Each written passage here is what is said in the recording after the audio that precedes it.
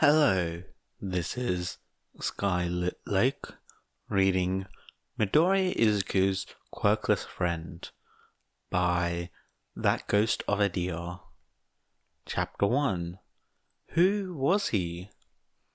Midoriya Izuku likes quirk analysis. It was an amazing class that he excelled in, even if he had a few questions. So he wasn't too smart. Teachers didn't like that. They didn't like that he was too smart, too observant for a quirkless kid. And even if he has a quirk now, he'd rather not risk it. He'd rather not be called out, be paid too much attention. He didn't like attention. Attention was never good for someone like him. Still, Izuku Midoriya loves his class, loves that he can apply his already gained knowledge into heroics. He knew his notebooks weren't a waste of time like everyone said. But today's lessons made him pale. How to identify non-physical or non-present quirk users. Non-present quirk users was just a fancy way of saying quirkless. Izuku paid attention to the class, writing everything he already knew down, and kept up the facade of learning. Internally, he was freaking out. What if his class notices the similarities between him and the quirkless? Would they ever draw that conclusion? Would they start questioning him? Izuku knows he has to be careful. He has a shady past that he never talks about after all. Would they assume the worst of him? Izuku sighed. Of course they will. Everyone has. Aizawa, who taught the class, had just finished the mini-segment on what they will be learning for the rest of the segment on non-physical quirk identification. He then pulled up a picture with a row of people. 3 of them wore red boots. Izuku shuffled his feet to hide his boots under his desk. They were the same red boots he had to wear since he had the extra toe joint. Normal shoes hurt and bunched up his toes. He only knew of one company worldwide that sold shoes catered to mutations and sold shoes fit for the quirkless. Their shoes were bright red with white soles and black laces. They also had a imprinted Q on the heel, and on the outside near the toe of the shoe, right where the extra toe joint was.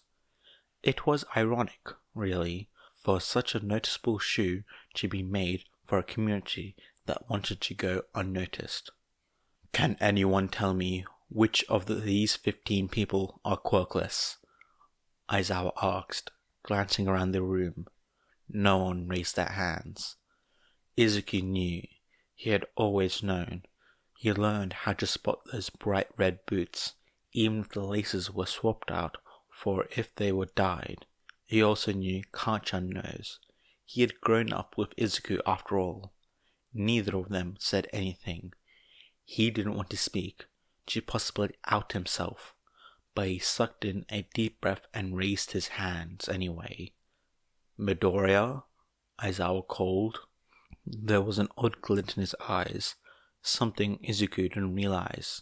It made Izuku slightly nervous, since Aizawa was the only teacher he didn't have a full reading of. 7, 9, and 13 are quirkless, Izuku answered, reading off the numbered people with red boots. Correct. And how did you know that? Asked Aizawa. Izuku didn't want to answer.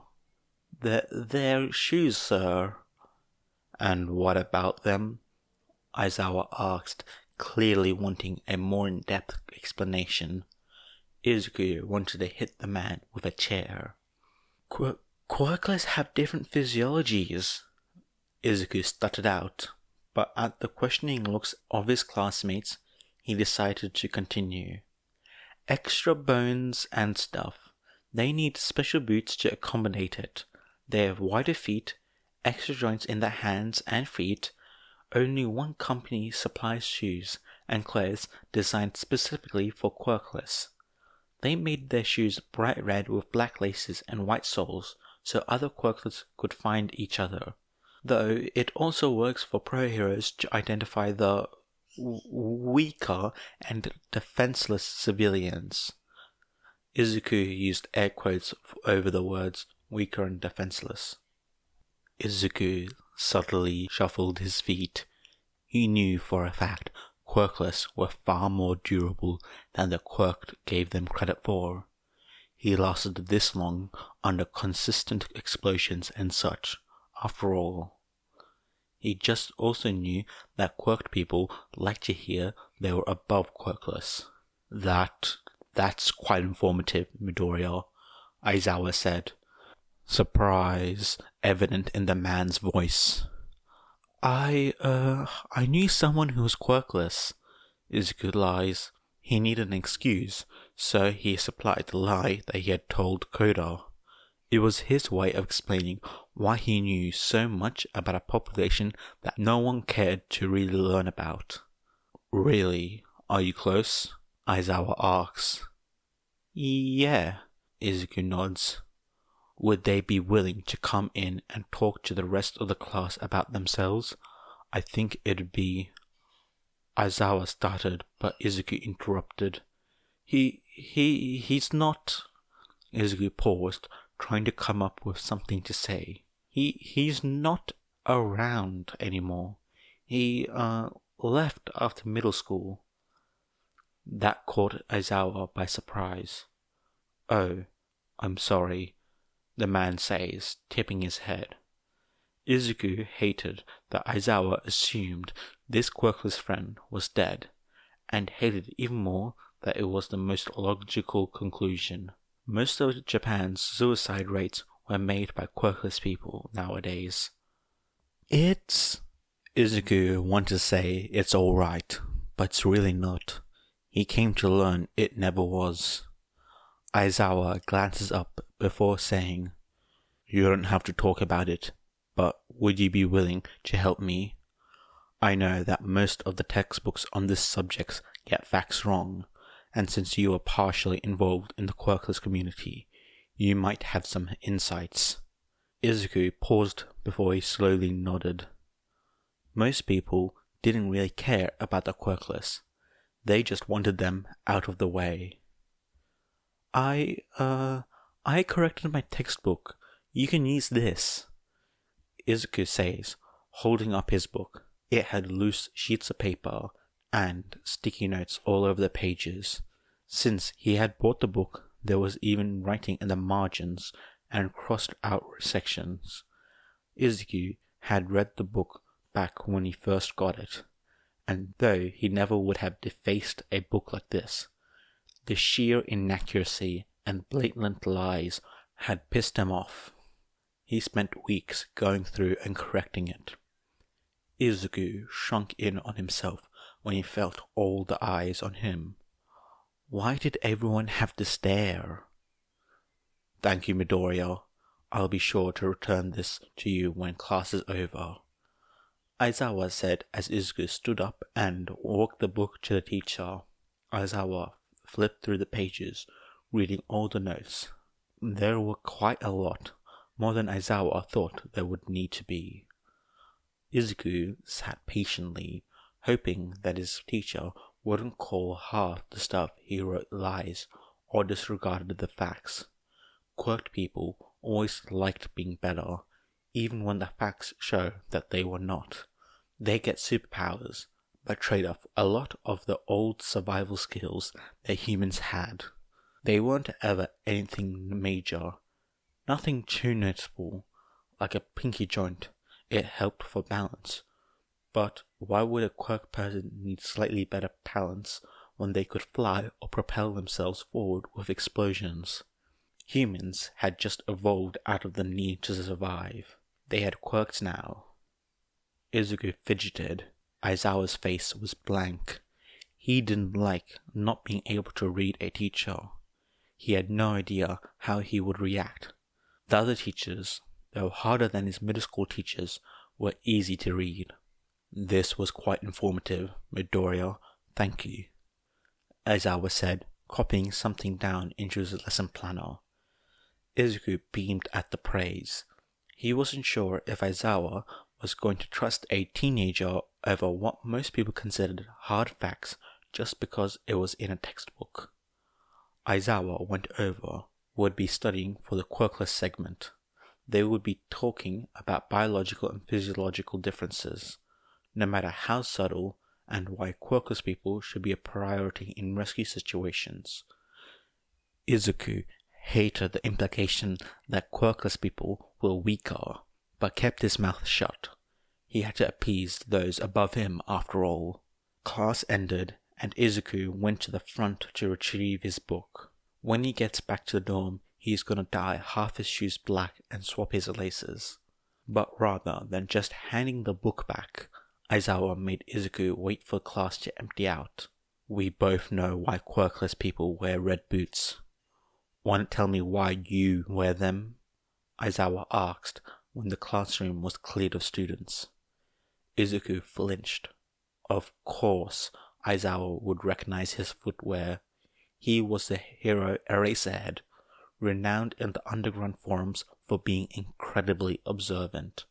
They belong to my quirkless friend, Izuku answers, swiftly adding, I had them modified. Are you comfortable telling me what happened to your friend? Aizawa asked carefully. Izuku didn't know how to answer. There was no friend. It was just him before he got a quirk. His quirkless friend was nothing more than a pre-OFA Izuku, just the memory of the boy he used to be, the boy that died when he received a quirk. Suddenly, Izuku knows how to answer. He was killed on the day of the entrance exam. What? Aizawa asked, concern clear on his face. It's no big deal, really. We both knew he was never going to make it past 15 anyways. Izuku mumbles the last part, but Aizawa still heard it. Kid, why didn't you tell anyone? Aizawa snaps, causing Izuku to flinch. Who would? Izuku stuttered, trying to form a sentence but never succeeding. Problem child, you don't have to go through this alone. Losing a friend is painful, but it's not something you should be hiding. Sir, it's fine. Izuku started, but Aizawa cut him off. Kid, it's okay to grieve your friend, to be mad at his death. Grief is normal. Izuku squeezes his eyes shut. I'm not grieving because I was the one who killed him. Izuku shouts before he can control his words. His eyes snap open and he stares at his face. What? Surprise and what was probably fear or anger was clear as day on his teacher's face. He's dead because of my choices, Izuku clarifies. The day I accepted that offer was the day he was sentenced to death. It was me or him, and we both knew he wasn't gonna make it past 15. Kid, his death is the reason I'm going to become a hero, sensei. Aizawa's face was blank again. Izuku hated not being able to read him. Kid, don't blame yourself for a murder you didn't commit, Aizawa says for a moment. Izuku looks down at his hand. I don't, says softly. With that, Izuku picks up his book and walks down to the dorms. He can feel Aizawa's eyes on him as he leaves the classroom. He understands why though. It's what made him both the perfect murderer and the perfect villain. Because Midoriya Izuku liked quirk analysis. Hey guys, I hope you enjoy this new series. This story is a very short 5 chapters. It's not very long, it's nice and sweet. Well, not really sweet, it's quite dark. But in saying that, if you guys are having any troubles, mental in regards to mental health, please contact someone, because there will always be someone out there for you to listen to. I'm just saying this because this series does get quite dark and does deal with a lot of very sensitive issues, especially regarding bullying, abuse, neglect, and other stuff. So please take care of yourselves, have a drink of water, and I'll see you guys next time. Bye!